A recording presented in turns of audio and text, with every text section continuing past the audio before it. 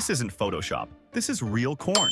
Known as glass gem corn, this rainbow-colored maize looks like tiny gemstones packed onto a cob. It was bred by an Oklahoma farmer named Carl Barnes, who spent years selectively growing and preserving ancient Native American corn varieties. By carefully crossbreeding, he brought back vibrant colors that had almost disappeared. But don't expect to eat it like sweet corn. Glass gem is mostly used for popcorn or ground into flour. When popped, it turns into regular white popcorn. Today, it's grown more for its stunning appearance rather than for food.